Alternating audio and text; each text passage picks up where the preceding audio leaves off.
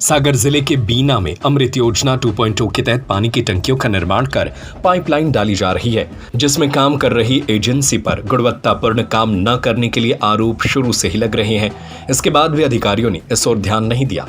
इस योजना के तहत नानक वार्ड में बनाई गई टंकी से टेस्टिंग के दौरान ही पानी लीक हो रहा है। टंकी में जगह जगह से पानी लीकेज हो रहा है और इन जगहों पर हल्की दरारें भी दिख रही है।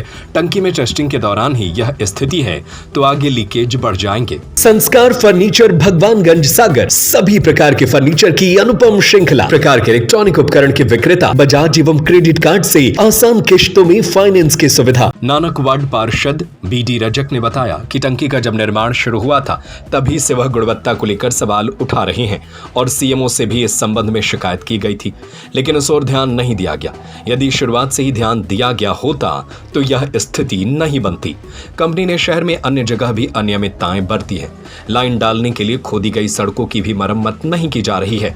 गौरतलब है कि करोड़ों रुपए की इस योजना के तहत शहर के उन क्षेत्रों में पाइपलाइन बिछाई जा रही है जहां पूर्व में पाइपलाइन नहीं डल पाई थी। साथ ही 6 टंकियों का निर्माण भी हो रहा है।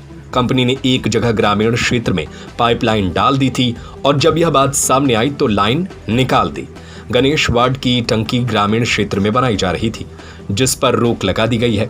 टंकी की सीढ़ियां भी खुली छोड़ दी गई है, जिससे टंकी पर बच्चे चढ़ रहे हैं और यहां हादसा होने की संभावना बनी हुई है।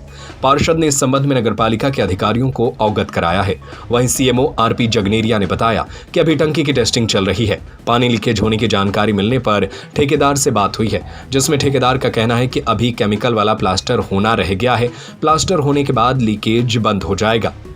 ये देखिए, यहाँ पे जो हमारे नानक वार्ड में एक पानी की टंकी बनाई जा रही है जो अमृत 2 योजना के तहत, जिसकी गुणवत्ता को लेकर मैंने पहले भी सवाल उठाए थे और उसकी लिखित शिकायत मैंने नगर पालिका में की थी, SDM महोदय और कलेक्टर महोदय से भी की थी, लेकिन उसकी जांच अधिकारियों द्वारा, जो सक्षम अधिकारी थे, उसकी सही तरीके से जांच नहीं की गई और उसी का नतीजा आज देखने को मिल रहा है कि आज जो टंकी नवनिर्मित टंकी है वो टेस्टिंग में ही लीकेज हो रही है। चारों तरफ से उसमें से पानी टपक रहा है, जिस कारण ये कभी भी गिर सकती है। मैंने पहले भी कहा था इसकी गुणवत्ता में कमी रही है, लेकिन अधिकारियों ने अपनी जो भी है सांठगांठ करके कैसे उसको परमिशन कर दी है, कैसे उन्होंने टेस्टिंग कराई है, ये तो वो ही जाने।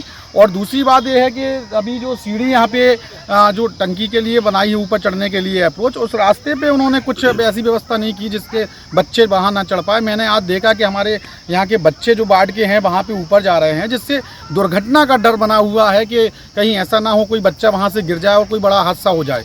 साथ ही उन्होंने जो किया है कि वार्ड में हमारे जो नालियाँ, मतलब पाइपलाइन डालने के लिए जो खोद के रोड तोड़ के वो पाइपलाइन डाली है, वहाँ पे अभी तक उन्होंने सीसी नहीं की, जिस कारण कीचड़ हो रहा है पूरे वार्ड के लोग परेशान हैं। आए दिन लोग मुझसे शिकायत कर रहे हैं। मैंने इस विषय में, इस संबंध में CMO महोदय को भी कई बार अवगत करा चुका हूँ और ठेकेदार से भी बात की है, लेकिन उनका लचर तरीका से काम चल रहा है, जिस कारण हम लोगों को काफ़ी परेशानियों का सामना करना पड़ रहा है। मनोज वाधवानी की रिपोर्ट। संस्कार फर्नीचर, भगवानगंज, सागर। सभी प्रकार के फर्नीचर की अनुपम श्रृंखला, बजाज एवं क्रेडिट कार्ड से आसान किश्तों में फाइनेंस की सुविधा। डबल बेड, सिंगल बेड, सागौन bed, Maharaja sofa, L shape sofa, dressing, dining, Godrej, single cupboard, double cupboard, computer table, office chair, कुर्सी टेबल, स्टडी टेबल, लकड़ी के मंदिर, बेडशीट, सोफा कवर, सभी प्रकार के इलेक्ट्रॉनिक उपकरण के विक्रेता। हमारा पता है भगवानगंज चौराहा, लल्लू भाई रोड, सागर, मध्य प्रदेश।